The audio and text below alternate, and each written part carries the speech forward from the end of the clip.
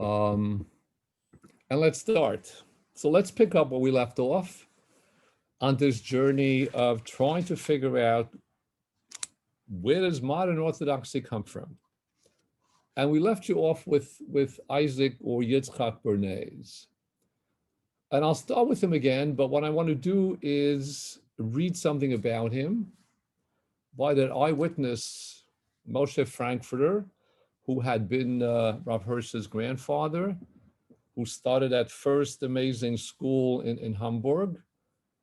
And he was a very privileged character in the sense that he still had seen Naftali Hertz Wiesel at the end of his life, sees Bernays at the height of his life, outlives Bernays, and wrote the following about him.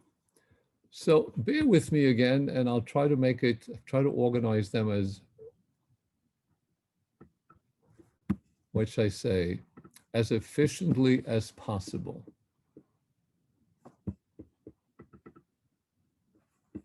Okay, here it goes. Let me share the screen. I'll enlarge it a drop.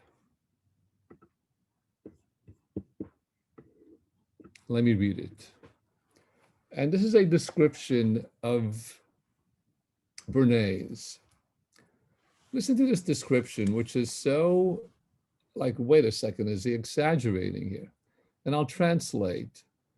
Az nishma, then we heard of this Bachur miyuchad shebe'edro, this amazing young man, Isaac Bernays, and he calls him already Zecher Tzadik Lebracha, who Yosef Olomed, he learned in the yeshiva of Avraham Bing in Würzburg, where he was born.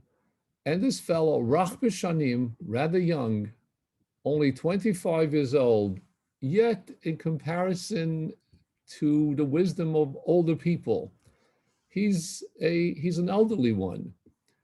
And to him, it's gam harbe chachma v'torah v'dat kedoshim asaf. This man has Torah, all of it. And they picked him, the second line says, to be the akumolahem chacham ha'eda, lemore ulidrosh, and to be the mashgiach, to keep his eyes open. I'll call davar shebekadusha. This amazing man, and he just goes on how unbelievable he was. But then in a second document, he says the following.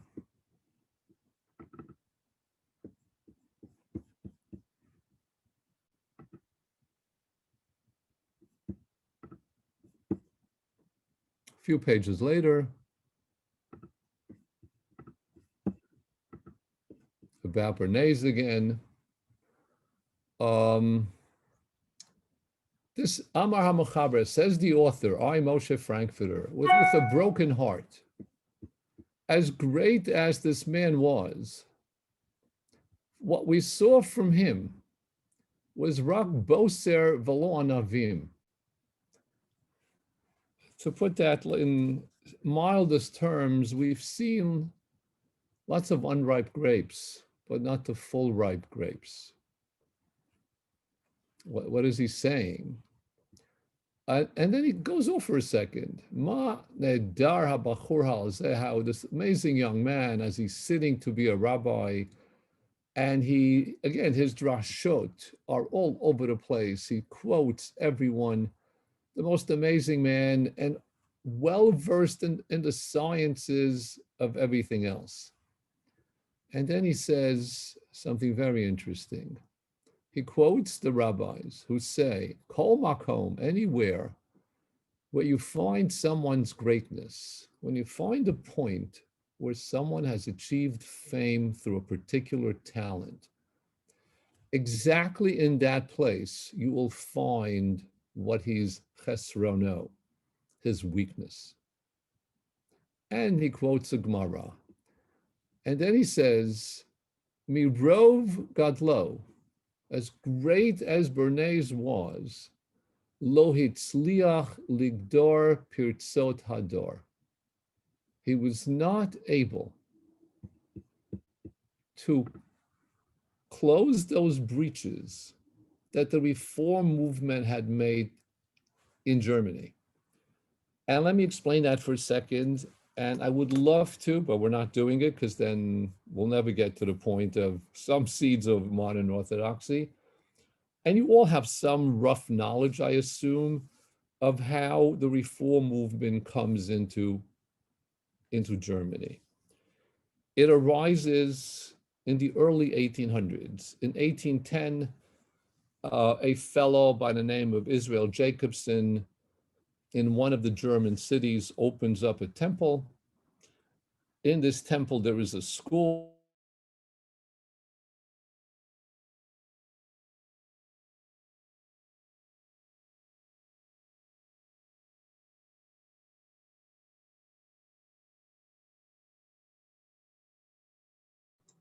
You froze, Rabbi Lieberman.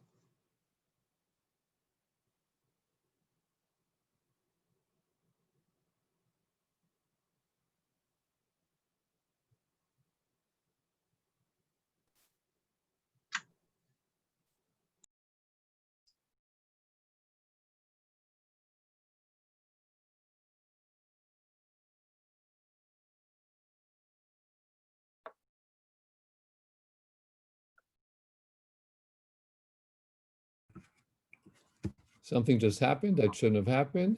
Yeah.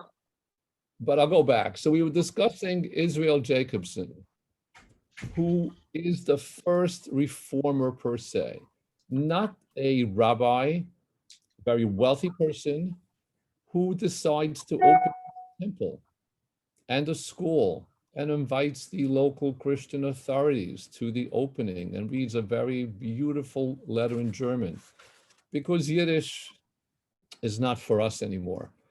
We want to be part of the world, and why not? And there are some outdated things in our religion which we need to bring up to par. For example, music. Would it be nice to sing in the temple hymns to God accompanied by an organ on Shabbat, etc., etc.? So starting in Germany with 1810, here and there, the reform movement takes off. Eventually, by the 1840s, it's organized. It has a whole entire movement. What Moshe Frankfurter was saying, here's this young man living literally in the midst of the spread of this new movement, the reform movement. And again, I don't want to say the Orthodox reaction, because the word Orthodox wasn't used yet by anyone. And we'll get finally next week to what the Orthodox meaning and where it comes from actually. But so-called Orthodox are upset by it. And people like Chassam Sofer, living not exactly in Hamburg, but at the end of the day, within the exact same area. And let me share something else with you. Give me a second. Here it is. Let me just enlarge it for everybody.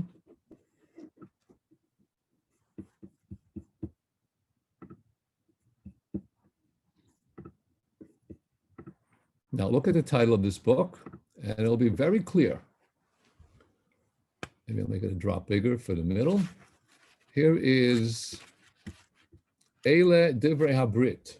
This is a book of a covenant, written and put together by all the rabbis of the countries of Ashkenaz, Poland, French, Italy, etc., Hungary. Of course, the Chassam Sofer is one of the people included in here. And what the agenda in this book are three things. Aleph, Asur l'shanot seder hatfilah hanehuga be'Israel. Want to join us in this covenant?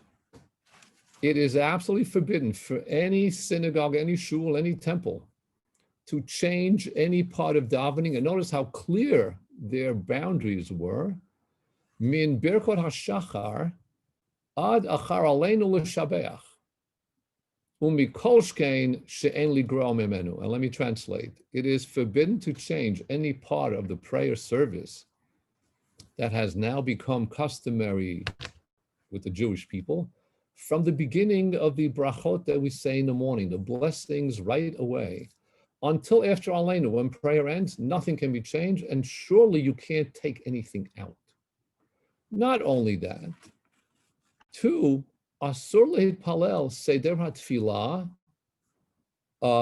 in any other language except milashon hakodesh. And also any prayer that's already been printed, not correctly, not with our custom that has been passed on in tradition, you cannot pray from that prayer book. And kal v'chomer, the last one, asur l'nagen bibet hakneset, b'shum kli shir b'shabbat v'yom tov, afilu al yidei einu Israel, even if the organ is played by a non-Jew. Now again, where's this coming from? It's coming, if you can see the last line at the bottom, the Pkudat Bet Din Tzedek of Hamburg. And that is where Bernays is the rabbi. Yet, again, this started slightly before Bernays, but they were hoping by his appointment that Isaac Bernays would slow this down. And again, like I said last week, he really was not that successful. What he did succeed in doing, and this will take us to the seeds that will give fruit next week when we'll end this part of the series, when we come full-blown to Rav Hirsch. But Bernays had a chavrusa. Bernays attended the same yeshiva of Avraham Bing in Würzburg with a person who was almost his age. Their trajectory is identical almost, except in a different area. The very famous, and I mentioned his name quickly last week, Rabbi Yaakov Ettlinger, also born in the late, I think there was a 2-year difference between him and Bernays. I think Bernays was born in 1792, Rabbi Yaakov Ettlinger in 1794, or thereabout. The two are chavrusas with each other. They correspond with each other, even though Rabbi Ettlinger outlives him. Rabbi Ettlinger, too, is one of the teachers of Rav Hirsch. But he, being slightly more in what you would call Westphalia and Bavaria area, Rabbi Ettlinger starts a yeshiva, just like Bernays does, except Bernays took over a high school, not a bet midrash, even though he taught elder students in the midrash style that was much more private per se. Ettlinger becomes a Rosh Yeshiva and eventually publishes and publishes and publishes. The famous commentary, and again, I'm not pulling it up, the Aruch LaNer, on many of the Masechtot of the Talmud. These are commentaries to the Talmud, quite intensive. Now realize what this is. This is a pioneering work in a sense, because the author of these Talmudic commentaries, which have been accepted in every circle, come from a rabbi in Germany who had gone to university in Würzburg, was in favor of secular studies, absolutely wanted to participate in the modern world within the boundaries of halakha, delivered his lecture just like Bernays did in German. So his drashot too. So Bernays was the first. Rabbi Yaakov Ettlinger speaks in German too when he teaches. So here are these two identical people. But Rabbi Ettlinger runs a yeshiva for higher people, a bet midrash type in our understanding. And that creates a whole new, what should I say them, soldiers, if you want, in the army of the modern German movement, faithful to halakha, yet totally embracing the world. But one additional, absolutely very important contribution Rabbi Ettlinger makes is that he is a decisor of halakha.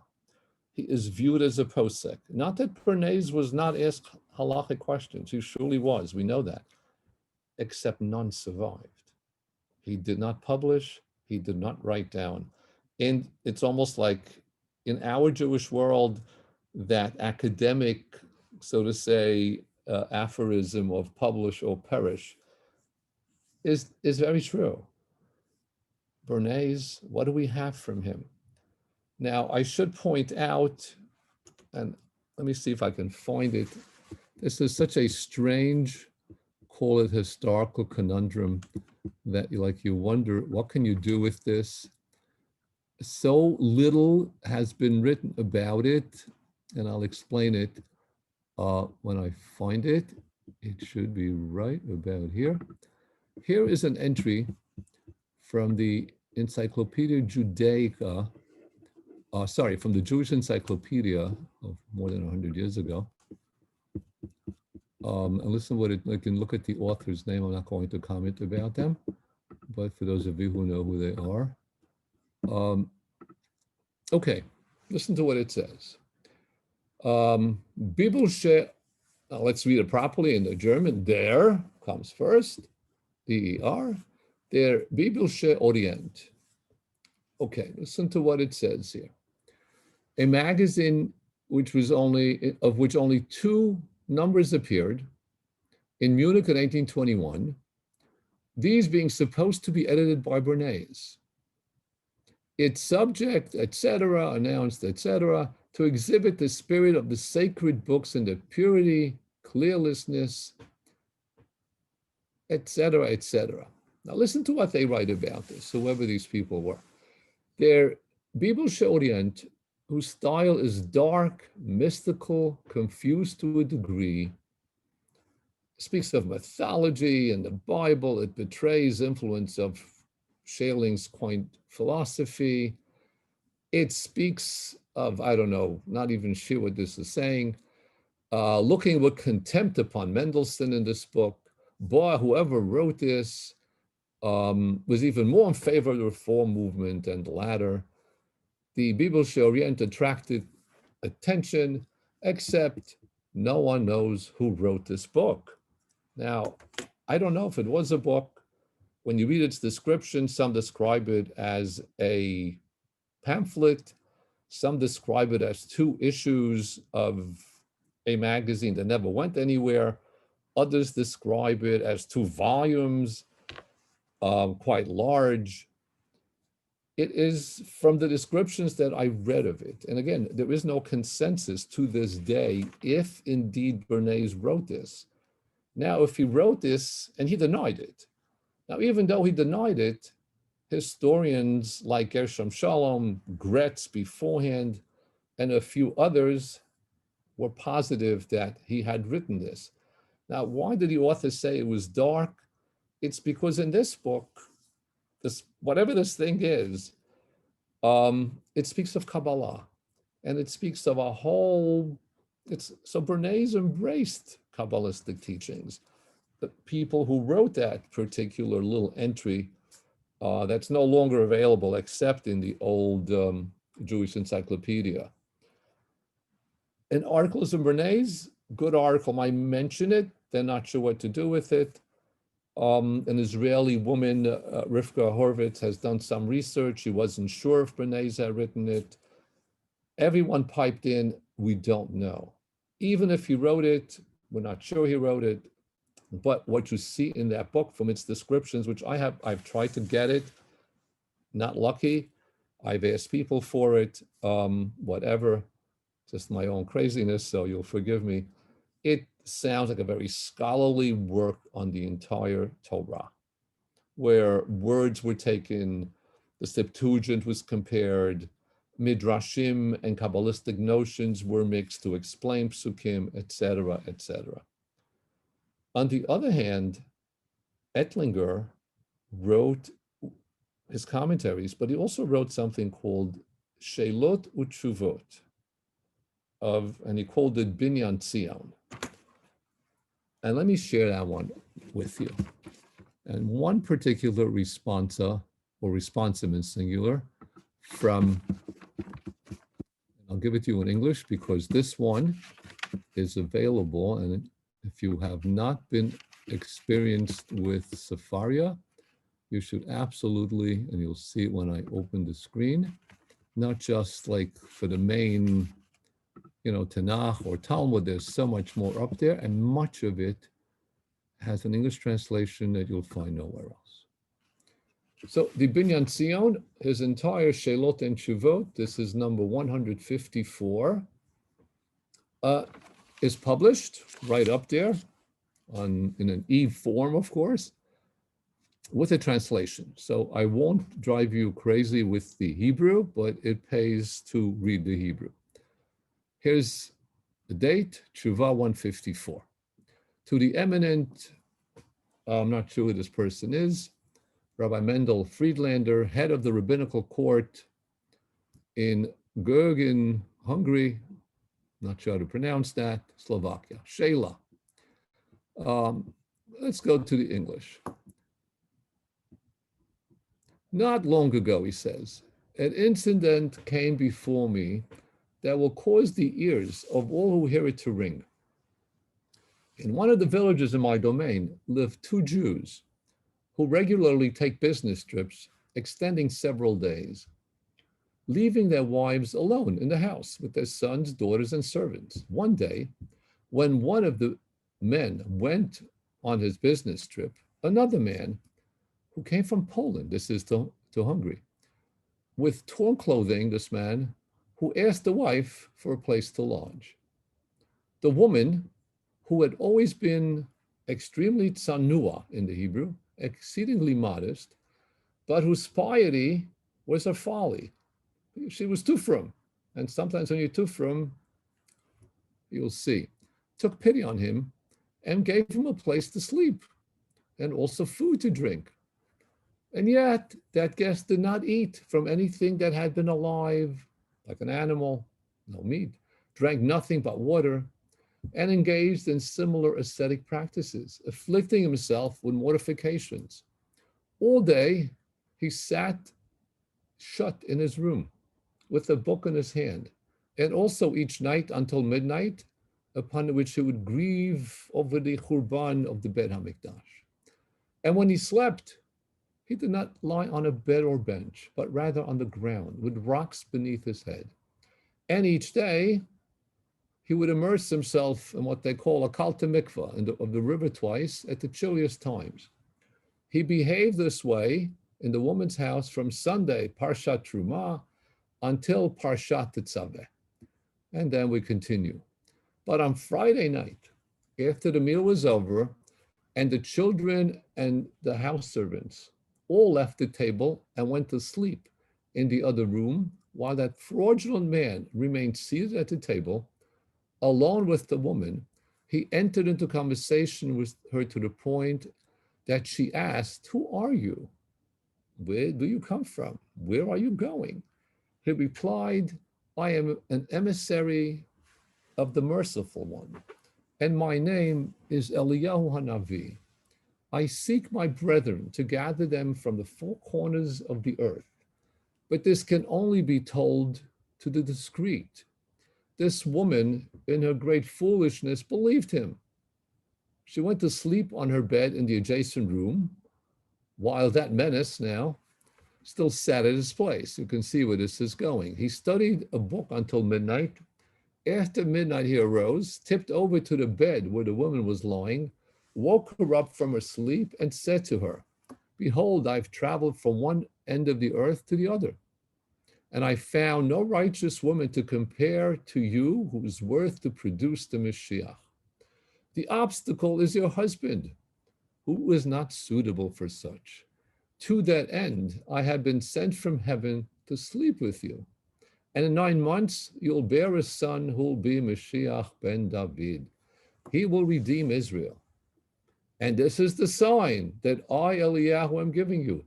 This coming Tuesday, after I take leave of you, if you open the door to the closet that stands here in your bedroom, you will find a great treasure of 400 golden ducats, but only on the condition that you do not open the closet before the prescribed time.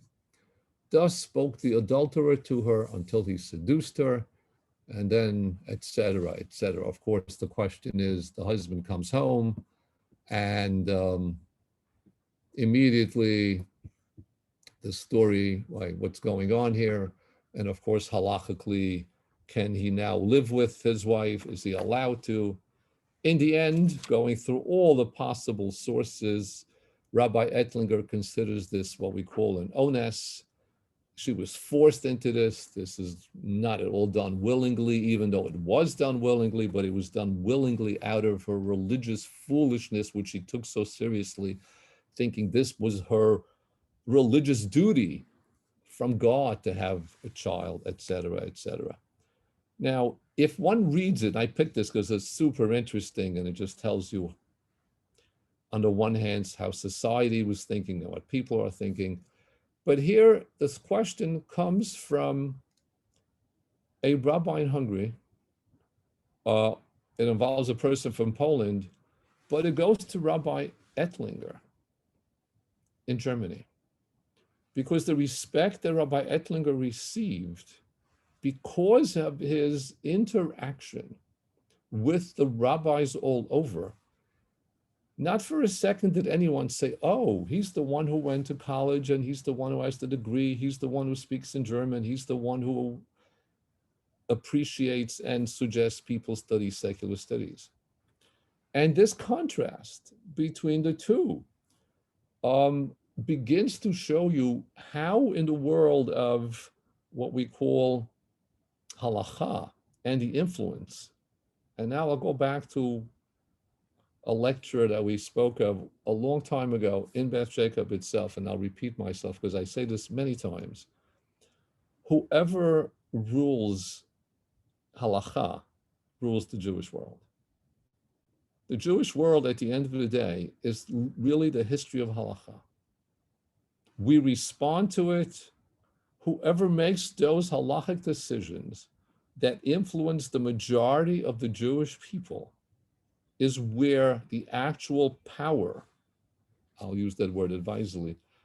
So here's Rabbi Ettlinger. Now, Bernays was an astounding genius, really astounding, who today would have belonged in, I don't know which university, at Harvard. I don't want to compare him to anyone else who had been like that, because some amazing people had been at Harvard who were totally within the boundaries of halacha. Professor Tversky was one, but he would have been this towering giant, but the influence was minimal. Rabbi Ettlinger, because he is out there, because his writings travel, the influence changes. So granted, Moshe Frankfurter has he failed in this. He was not able to do it. And the answer is he wasn't. He tried by showing off the beauty of Torah, by speaking in German, by attracting people, and people came. Now, just for a tiny second, and I'll quote his name one more time, but let me share with you, and if anyone knows who this is, I'll say to you, okay, unmute yourself and show me that you know who this fellow is. I would be really impressed if anybody knows who it is. Okay, it's one of those trivial questions. If you get it right, we send you nothing. Okay, anybody know who that is?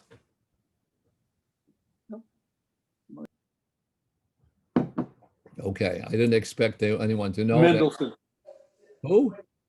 Mendelssohn. No. I'm going to guess Moshe Chaim Luzzatto. No.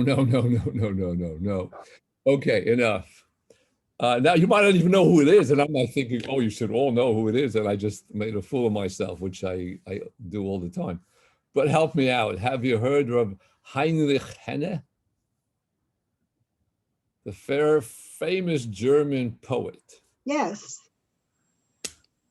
Now, Heinrich Heine was, without a doubt, the most, if you study German poetry and German literature, it is his poetry, it was astounding. To this day, it studies in Germany. It's like La Havdil Ben Kodesh, Lachol, Maimonidean studies today. The Rambam writes, and like all these people create positions in colleges. Heinrich Heine wrote his poetry and taught his students in Germany. And to this day, people are reading his plays and his poetry. So much German music was put to his poetry. An astounding human being. He was born a Jew. And he went to yeshiva and learned. And sadly, because he was not able to get a job, and his name will come back one more time later. Okay, he converts. And for the rest of his life, he is upset both from converting, he's also upset at Judaism. And he writes this in his poetry. And one of the famous books that he has written, and you can go Google it, it's part of Google Books for free, Rabbi Bacharach. It's a story he wrote. It was written in German. It's been translated into English, and it's a free book for downloading in a number of places on the internet. Read it. It's fabulous. You begin to see how, not only how learned he was, but who he's quoting. It's an entire novel of him trying to figure out this difference between Ashkenazic rabbis and where Jewish Ashkenazi culture has gone, and how Sephardi culture. He had studied Hebrew poetry of Ibn Gabirol and the great poets of the golden age of Spain, yet he became thoroughly German. On his dying bed, his wife says, forget about all these, again, he spoke so much about Judaism, made fun of everything. It was a brilliant mind. His last lines before he died, as recorded, was, and I hope God forgives me for not returning to Judaism, because that's God's job to forgive.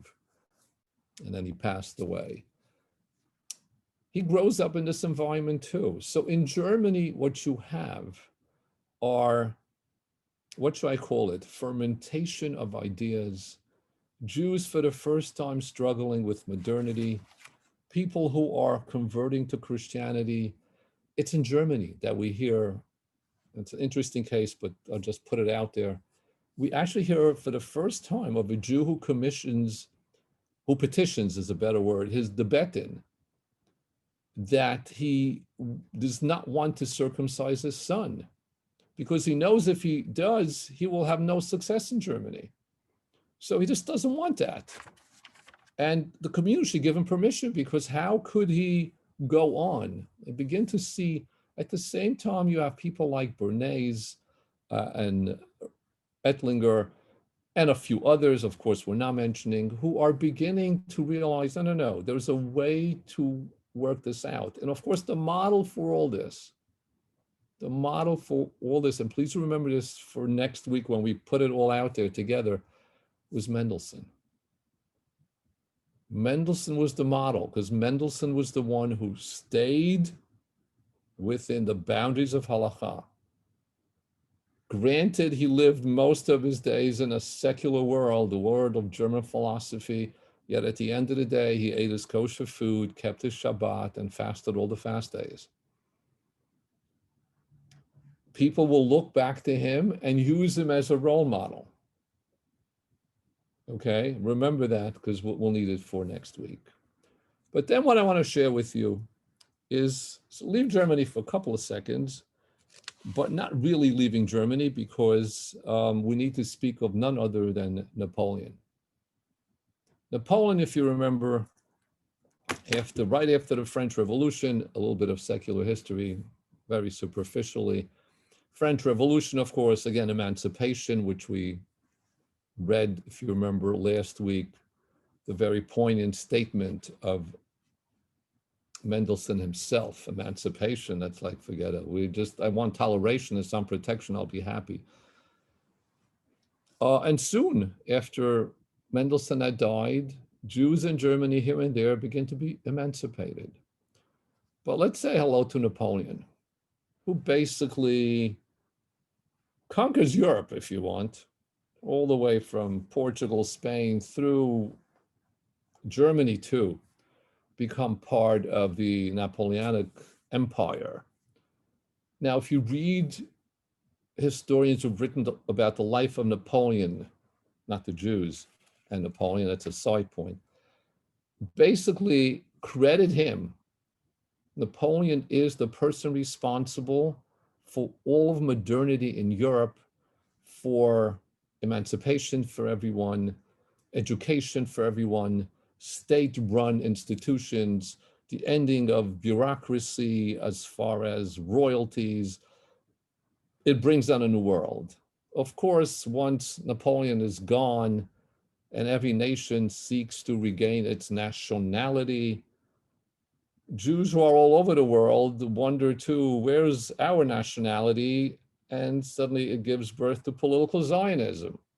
And we're not discussing that too much because that's a whole different, but it's born out of this entire, so Napoleon becomes like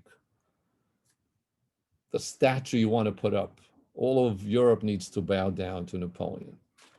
And when you read about Napoleon and the Jews, you see two types of books, basically. Books that describe and are testing Napoleon, was he anti-Semitic or was he philo-Semitic? They just look at Napoleon like, was he good to the Jews or bad to, which is like the illness that we all have when we vote for people. Like, okay, is he good for the Jews? Is he bad for them? Everything else doesn't matter. Well, maybe it does, but that, no. That's all we care about. Is he good for the Jews? Napoleon, we look at people in history and we wonder, how did he feel about us? It's almost like an insecurity we sometimes have. And you find different reactions to it. At the same time, they look at Napoleon for the event that I want to get to. So Napoleon emancipates the Jews. And a very interesting document, just for a second to share with you. Let me get rid of Heinrich and see if I can quickly pull it up, because this one's in color, so I quickly can notice it. Okay. Those of you who are lovers of art, not just of German poetry, look at this. Okay, you can see the French on the bottom there. If you watch my arrow, Zehu Napoleon be'atzmo b'chvodo, the emperor. These are the Jews, and this is Judaism. Napoleon the Great has emancipated and recognized the Jews as formal citizens, not as fast as I'm saying it and not as true as I just said it, has to be super qualified. And there's a date there. Okay, this actually famous work of art about Napoleon. But Napoleon meets the Jews, clearly not in his youth and not in his schooling and nowhere, except in one of his campaigns as he is enlarging his empire. And he comes to the city of Ancona in Italy, in northern Italy, not far from Venice and that area there. And he liberates the city, and he sees these people with these yellow weird signs, and he asks, why are people wearing this? And they say, well, it's a badge. We Jews have to wear it. What? And for the first time, he does away with the ghetto of Ancona, and the Jews should not look different than anybody else. And the Jews in Ancona celebrated that and were very happy and speak in their memo book, of course, not called that in Italian, but in their recordings for the Kehillah, it will say when Napoleon came, and this is when we received our emancipation, and almost comparing him to Mashiach himself. And he also meets, believe it or not, in a different part of the world, the Algerian Jewish community. So he meets Jews, and he knows enough of the Bible as a good Catholic that they have a homeland. And he does wonder, and there's an interesting document, and if you want to call Napoleon like an early non-Jewish Zionist, you can find a couple of lines, even though some lines were used by anti-Semites who said, why don't we just pick up the Jews and send them back home? And today you might say, well, they should have done that, and that could have brought a whole different enterprise to a very different ending. But Lo haya velo nivra. It didn't happen. So Napoleon meets the Jews. But now that he has, so to say, figured it all out, and he meets the Jews, he wonders about them. Are they French per se? The Jews, and he uses this line, which was said to him by one of his advisors, and it's a line you've all heard about the Jews, that we are a nation within a nation. Jews live by themselves. We always did. Always. And not because we're put in ghettos, we create self-ghettos for our survival. We need a shul, we need a school, we need a mikveh, we need a sofer, we need a et cetera, et cetera. You need a community. Jews work within a community, and therefore, in any situation, we are perceived as being a nation within a nation, as the Jewish neighborhood, et cetera. And there's another issue that's bothering a lot of Frenchmen, and that is Jews were moneylenders, especially in the area of Alsace-Lorraine, where some very wealthy Jews lived and were moneylenders, bankers per se. Many times Jews, especially now, think of it this way, after the French Revolution, when suddenly there was equality, it seems that these people have the upper hand in the financial world, and something needs to be done. And Napoleon is aware of all this. So what does Napoleon do? Napoleon, and again, allow me to share something else. Let me share with you picture of a person first. Oh no, maybe just not this. Here it is. This is not in color. I apologize. Just I'll show it to you for a second. I'll give you a different one. I have two of them. Okay, look at it now. And see if I can enlarge it a drop. Here are not very clear, but notice this man's hat right there. Do you see it? The one that's sitting right at the head of the table. Look at his hat and look around a little bit. Okay, let me show you a different one. And this is, again, in 1806.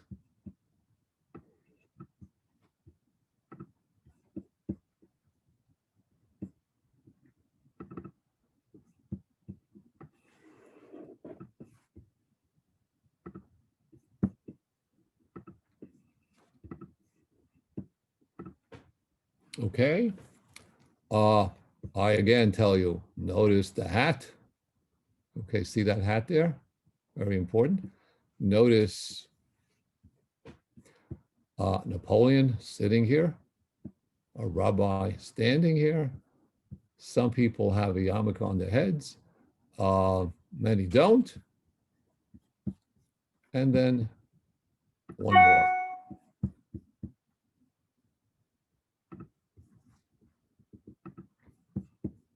Okay, now pay attention to the hat. That will give it all away. Now you will see the hat trick.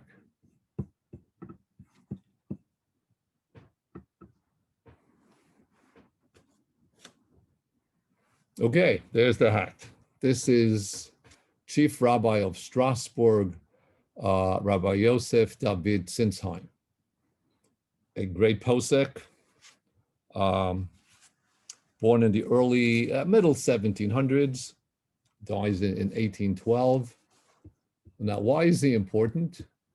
Because what Napoleon decided to do, he needed to figure out, how are Jews going to be in my empire? Napoleon had already worked in his empire to solve the problems between Protestants and Catholics, to make peace between them. And more or less he does.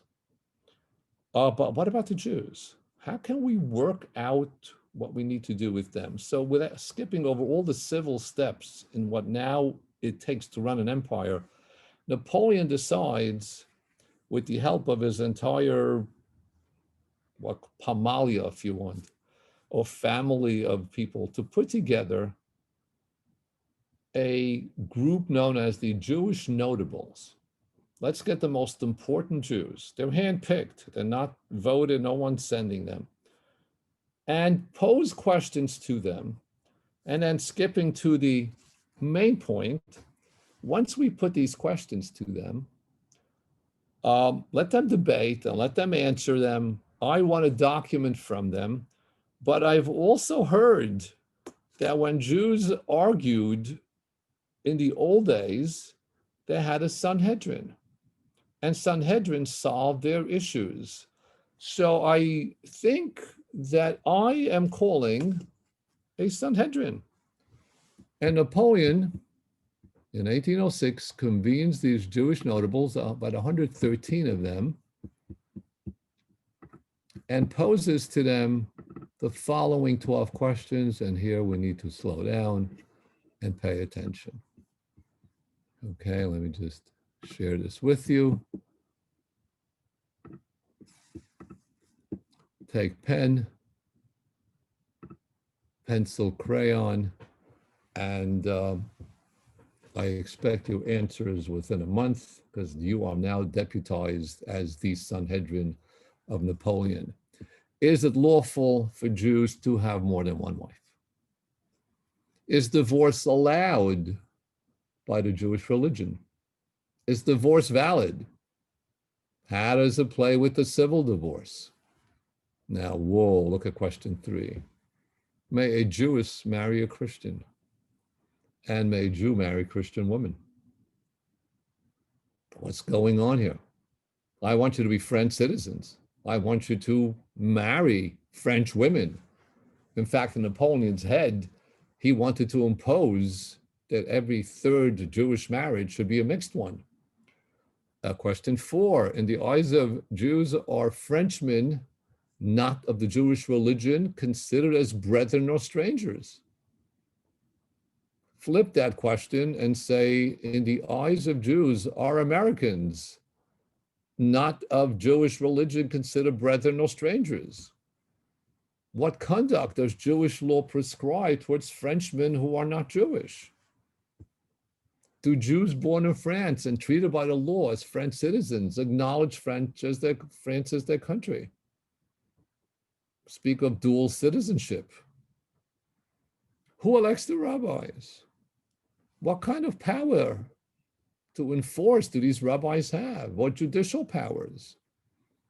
How does all this work? Is there an election? Are they sanctioned? Are there professions from which Jews are excluded by their law? Does Jewish law forbid the Jews to take usury from their brethren? Does it forbid or does it allow usury in dealing with strangers?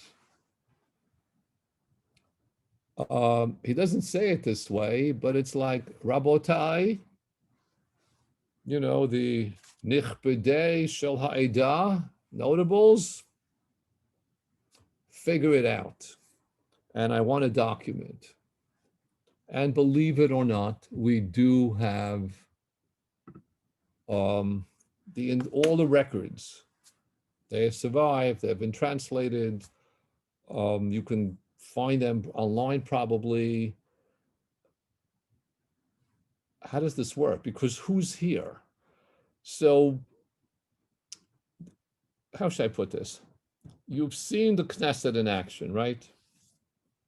You've seen maybe a British Parliament in action, parliamentary governments. And of course, b'chol mokom or b'chol makom sheyesh rabbanim, b'vadai sheyesh machloket. But these are not just rabbanim. The rabbanim here are in the minority. Notables are all types of Jews, landowners, wealthy people, reformers. They all sit there arguing. It's not going to go anywhere. So they decide to get ideas and then have a group of about 8.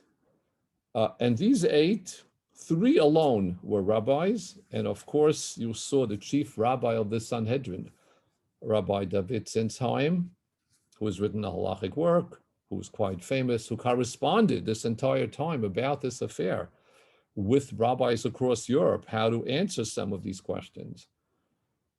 And you begin to see, when you look at them, you begin to see that this was a joint effort. And when you read the records of what each one said, and we have them, and I don't know where I put it, but I have it and I've gone through it a few times, you begin to see how the reformers are not quoting the Talmud at all ever, even though I clearly knew it.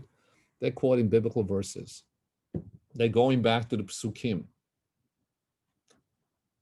And of course, question 1 and 2 were easy to answer. We are citizens and we're your brethren, and Dina de Malchuta Dina.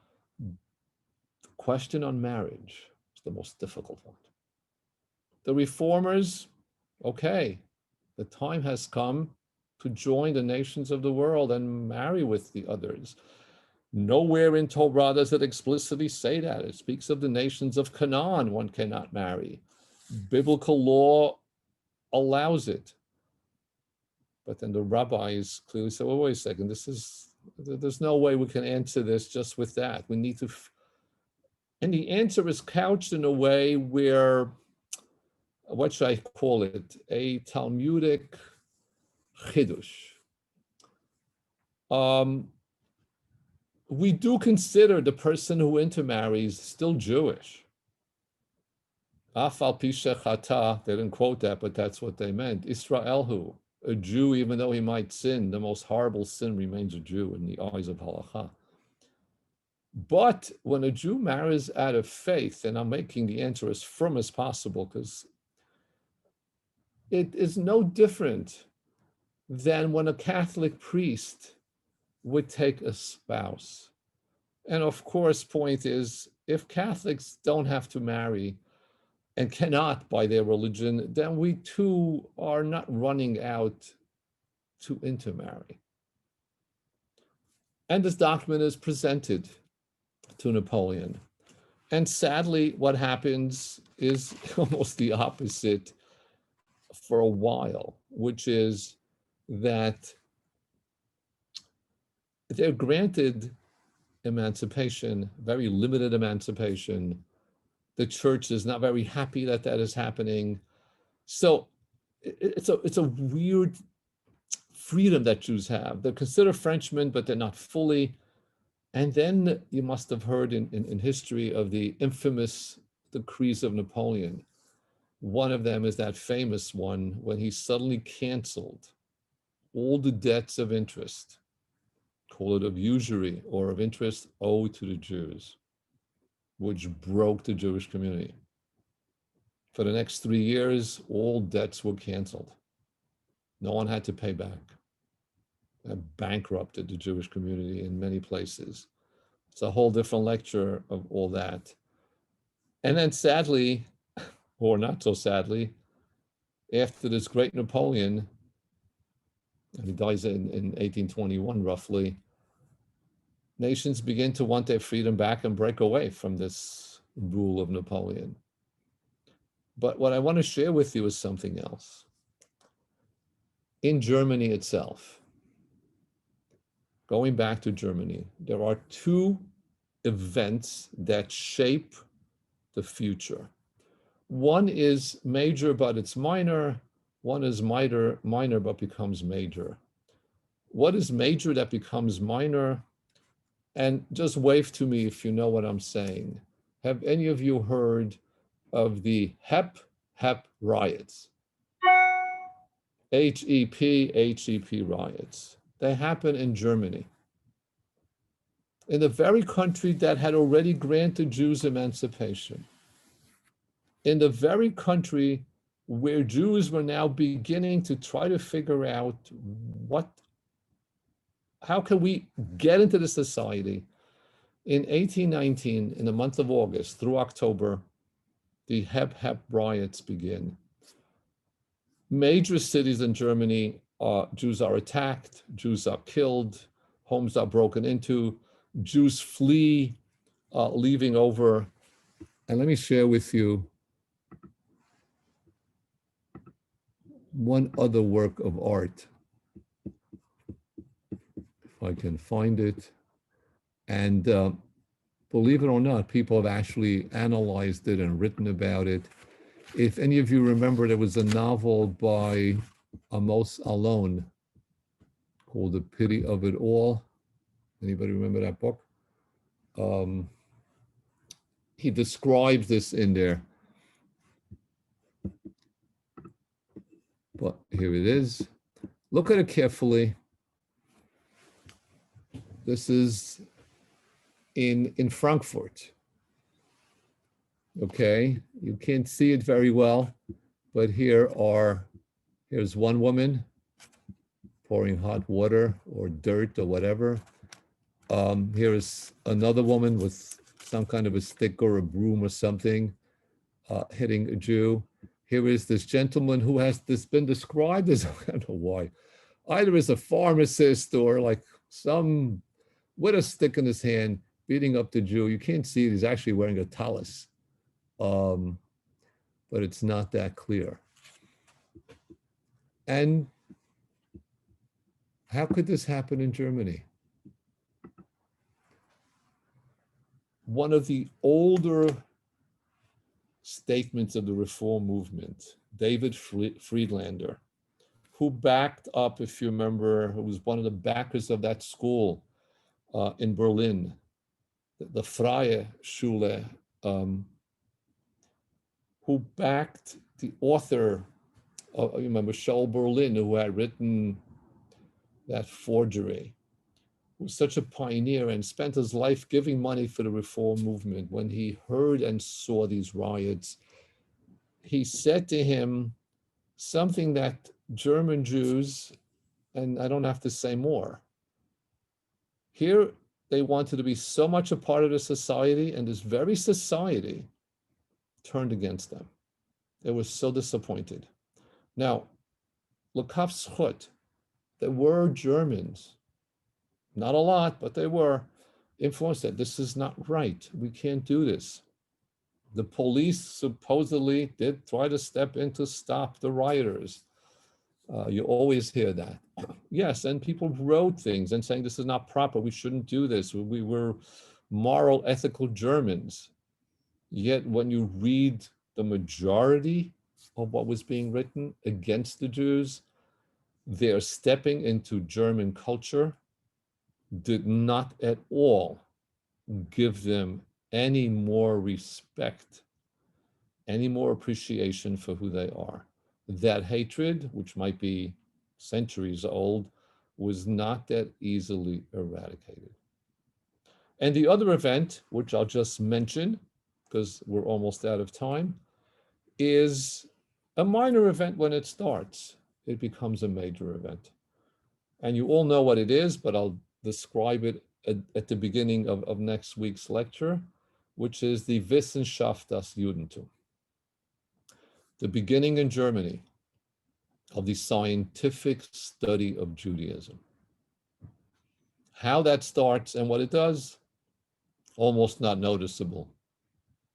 What it accomplishes, and I'll prove it to you next week, and you could disagree with me, and I'll put it this way, almost here, which is, had Wissenschaft das Judentum never happened, this lecture would have never happened. All of Jewish history would not be. All of Jewish studies in any university would not be. And I will make the point, and you can throw hot water on me, that without Wissenschaft das Judentum, it's just a term now, but when we describe it, modern Orthodoxy would not be. Modern Orthodoxy owes a tremendous amount of debt to whatever this thing is. So if you want to know what it is, you'll have to tune in next week when finally all roads notice have led to Rav Hirsch, Samson Raphael Hirsch.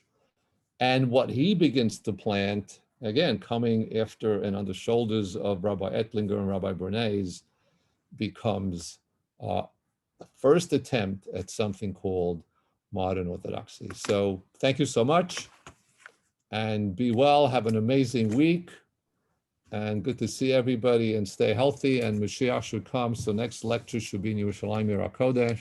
Amen. Amen. Rabbi, Rabbi. can you see this? I'm not, you've lost you. Can you see this book for you? Okay, hold it. You're on a different. Henry. Uh, okay, where are you? Oh, yes. Okay. You want this one? you, Oh, boy. you still want to have my library growing? I actually, at the same time that somebody said Heinrich Heine, I had that on my tongue, even though I wasn't 100% sure, but yeah, the same pictures in here too. There you go.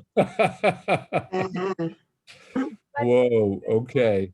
It's It's kind of dangerous because, there's someone else up here. I'll wave to her, Sue, who has enriched my library. So like, okay, I'm running out of room, but okay. We'll talk of it. So, No problem. all right. Thank you, everyone, and have an Bye, everyone. Good night. תודה רבה, לילה טוב. Be well, everybody. Be You well. too, Ra- Oh, we can't get out tomorrow. There is a total lockdown in LA. What do you mean you can't Except get out? except for essential getting out. Except for essential. I just got a text from my daughter-in-law. Does that mean religious services are now essential because of the Supreme Court, or? I don't know. No, I don't know. Can't get in. We haven't been going, so to me, I don't know. Baruch Hashem, good for you. All right, guys, be well. Hashem should be with everybody. Stay safe. Thank And you. we'll see Okay. you next week. Laila tov. Bye. Thank you. Oh, Henry, don't Yeah. hang up. Don't go. I got off with you last week, and you mentioned, Hillel Lichtenstein. Yeah. And when you said it to me, it sounded like Hillel Lichtenstein, like some reform. You talking about the Kalamaya roof? Yeah. Oh, okay. Hi, Okay. Rabbi Lieberman. How So are you? I Thank can you very much. I can speak about him if you want. I'll incorporate him next week. Is this next week is the concluding one? Next week. Hey, how are you? Yeah, next week we're thank done with this one. Then with Hashem's help, when Beth Jacob picks it up, we'll continue again February, March with the next 5. Great. I sent you an email message earlier tonight. You'll see it whenever it's convenient. Nothing. Okay. I haven't checked my email since like 2:00, but don't No, worry. of course. not. I All will right. get to it in the next 24 hours. Thank you very much. You're welcome. Kalamaya, Good to see you. interestingly enough, I found this out. I don't know if I found it out from you or from somebody else with what they published there. My grandfather learned in that town. And I said, who ever heard of that town? But apparently it must have had some Jewish status. What, in Kalamai? No, in Mahalovich. Oh, really? Oh, So interesting. my mother used to tell me, I said, what is that? Little cheder or something. No, Apparently not at all. I think they wanted to have a rabbinic convention there. That's what they had. And That's where the edict came from. yeah. Okay. Hey, Henry, you have to remember that my father, Zechron Livracha, was a Krasna Chassid. Ah, okay. And Rav Hillel of Kalamai was the father of Baruch Bendit, who became the Roof or the Rebbe of Krasna, who had a son Hillel, who was the Krasna Rebbe that I myself growing up remember. So Okay. first he threw me off. Oh, what kind of who's Hillel? It's like You know that Hillel David is a descendant of him. well, there's lots of descendants from our good illustrious or not so illustrious ancestors. But there's a story behind that. But basically, Hillel David is named after him and is a descendant. And he's no small potatoes in Flatbush. All right. His son is head of the Kollel in Seattle, and his birthday is today. Whose birthday? Rabbi David in Seattle. Yeah. Oh, the Mazel Tov. Is that the rabbi at the Sephardic Kehillah or Ashkenazi? Rosh Kollel. See, Sue, you're always able to help us out with something. You're always connected. Rabbi, I don't know if you can see this here. Whoever had this book originally, Right. is this upside down for you? He hand wrote some notes, and it's claims that Heinrich Heine's name, can you see that? Yes. Is Wow. Chaim Hickenberg? Hickenberg? Yes. Have you heard that? Hickenberg? Yes, I heard that. Yes. Okay. Which book is that? It's Heinrich Heine by Walter. It was printed in 1932. It's really old, some old book, but somebody has all kinds of markings and scribbles in here. But that was his right. He owned the book, so he could do whatever he liked with it. But he wrote, he put that note in there that Heinrich Heine's name was originally Chaim Hickenberg, U with an umlaut, Hickenberg. They actually called him Harry, believe it or not. Well, The Jewish Review of Books a week ago, I believe, had a program on Heinrich Heine Really? online. I am behind with any of their issues for about 4 years. So I'm not even like, there's so much stuff coming out. It's just astounding. Okay, again, Eisenberg's, thank you so much. You gave me a while back a number of issues of Le'ela. Am I pronouncing it right? I think so. So do you want them back? No, that's okay. They were published by Jonathan Sachs, right? Yeah, but there are essays in there which are not published anywhere else. So you may be the maintainer of that if you like. I can't handle it. I have too many other things, but. Okay, I have them. If you want, I put them away. I think, but on the Sunday after he passed, I remember you gave me that and I went to look at it. Every issue, because it was a publication of the Chief Rabbinate of England. He has major articles in there. Anything from Jewish education to Zionism, which I know are in none of his books. So I'm wondering, will there be a foundation? I mean, you probably know. I have no idea. No, I really don't know. I just want to tell you something perhaps, really sad. I just ordered and received his last book. So it is entitled Morality. But when I first got it, I thought I read it as mortality. Okay. It just, sometimes your mind is at certain places, I haven't really read it. I just started. All right. If you hear anything from the family, let me know. Rabbi, when you mentioned somebody gave you all these things with things from Rabbi Sachs, I figured it out. It was Madeline. It was. I figured it out. I think they were my mother's that, they were either sent to her or she subscribed to them. But even over the years, my uncle, his father, was always sending her things, old issues of the Jewish Chronicle or, articles anytime he was mentioned. So, she was obviously a fan, Baruch Hashem, we're only enriched. All right, be well, everybody. Take care. Have a Wonderful good week. night. Be well. Bye. Shabbos. Bye. Good Shabbos. Have an amazing Shabbos.